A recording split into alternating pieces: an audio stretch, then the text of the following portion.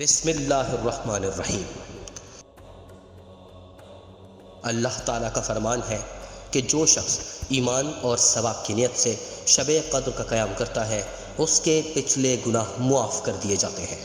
السلام علیکم دوستو، اس ویڈیو میں شب قدر اور اس کے فضائل بیان کیے جائیں گے۔ ویڈیو شروع کرنے سے پہلے ہماری آپ سے گزارش ہے کہ چینل ابھی نیوز کو سبسکرائب ضرور کر لیں۔ لیلۃ القدر رمضان المبارک کی آخری 10 طاق راتوں میں سے ایک نہایت بابرکت رات ہے، جسے شب قدر یعنی قدر اور برکت والی رات کے نام سے یاد کیا جاتا ہے۔ قرآن مجید میں اس رات کا بیان سورۃ القدر میں بیان کیا گیا ہے، جس کا ترجمہ یہ ہے: بے شک ہم نے قرآن مجید کو قدر کی رات میں نازل کیا۔ قدر کی رات 1000 مہینوں سے بہتر ہے۔ اس رات اپنے رب کے حکم سے فرشتے اور روح القدس نازل ہوتے ہیں، ہر طرح کا امر خیر اور سلامتی لاتے ہیں، حتیٰ کہ یہ سلسلہ طلوع فجر تک جاری رہتا ہے۔ قرآن مجید کی ایک سورت میں بھی رب العزت نے فرمایا کہ ہم نے اسے بڑی خیر و برکت والی رات میں نازل کیا ہے۔ قرآن مجید کے نزول کے بارے میں بعض مفسرین کی رائے یہ ہے کہ نزول قرآن کا سلسلہ اسی رات شروع ہوا۔ بعض کہتے ہیں کہ یہ بتدریج فرشتوں کے ذریعے وحی کے ذریعے نازل ہوتا رہا۔ حضرت عائشہ صدیقہ رضی اللہ تعالیٰ عنہ، حضرت عبداللہ ابن عباس رضی اللہ تعالیٰ عنہ کی روایت کردہ احادیث میں بیان کیا گیا ہے کہ شب قدر رمضان المبارک کے آخری 10 دنوں میں کوئی رات ہے۔ غالباً کسی معین رات کا تعین واضح طور پر اللہ کی طرف سے نہیں کیا گیا تاکہ لوگ شب قدر کی فضیلت سے فائدہ اٹھانے کے لیے صرف ایک ہی رات پر اکتفا نہ کریں، بلکہ مختلف راتوں میں اس کی تلاش جاری رکھیں اور عبادت کرتے رہیں۔ پھر روایت سے یہ بھی معلوم ہوتا ہے کہ شب قدر ہر سال ان طاق راتوں میں پھرتی رہتی ہے، یعنی کبھی 27 تو کبھی 21، کبھی 23 تو کبھی 25 اور کبھی 29 میں ہو جاتی ہے۔ صرف امام شافعی فرماتے ہیں کہ یہ رات گھومنے والی نہیں بلکہ معین ہے۔ شب قدر کے فضائل اور اعمال۔ حضرت محمد مصطفیٰ صلی اللہ علیہ وآلہ وسلم کا ارشاد ہے کہ میری امت میں سے جو مرد یا عورت یہ خواہش کرے کہ میری قبر نور کی روشنی سے منور ہو، اسے چاہیے کہ ماہ رمضان کی شب قدر میں کثرت کے ساتھ عبادت الہی بجا لائے، تاکہ اس رات عبادت سے اللہ تعالیٰ اس کے نامہ اعمال سے برائیاں مٹا کر نیکیاں عطا کر دے۔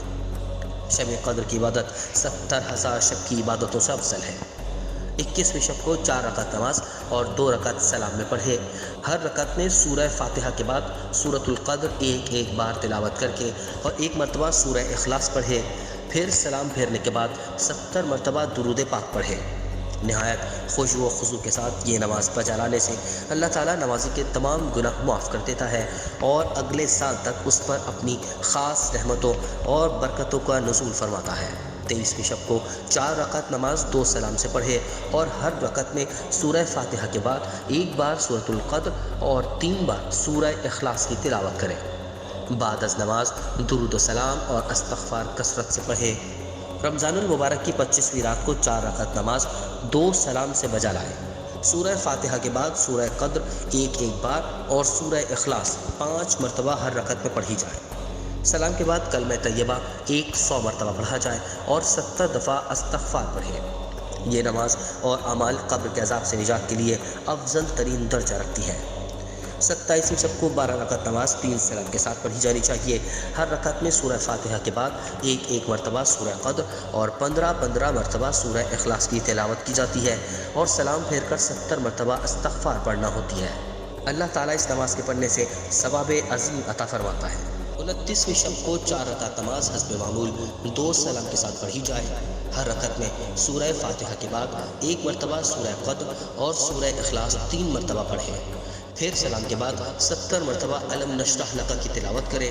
یہ نماز واسطہ کامل ایمان کے بہت فضیلت کی حامل ہے، اس لیے اس نماز میں خشوع و خضوع ہونا چاہیے اور اللہ کے حضور گڑ گڑا کر ایمان کی سلامتی کی دعا کرنی چاہیے اور اپنے گناہوں کی مغفرت مانگنی چاہیے۔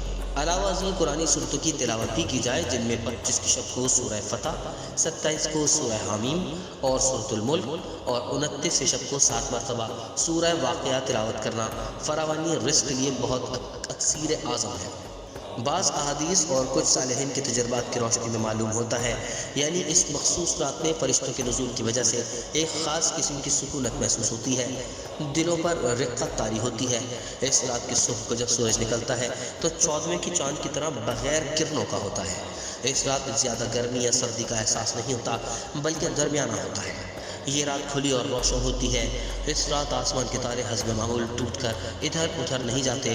بہرحال نمازی کو اس رات میں معمول سے زیادہ راحت حاصل ہوتی ہے اور ایک وجدان کی سی کیفیت اس پر چھائی رہتی ہے۔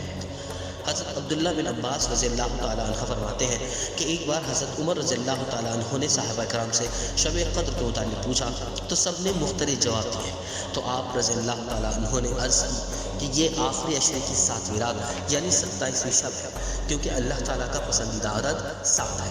اللہ تعالیٰ نے 7 آسمان پیدا فرمائے، 7 زمینیں بنائیں، انسان کی تخلیق کی 7 درجات میں فرمائی اور 7 چیزیں بطور اس کی غذا کے لیے پیدا فرمائی۔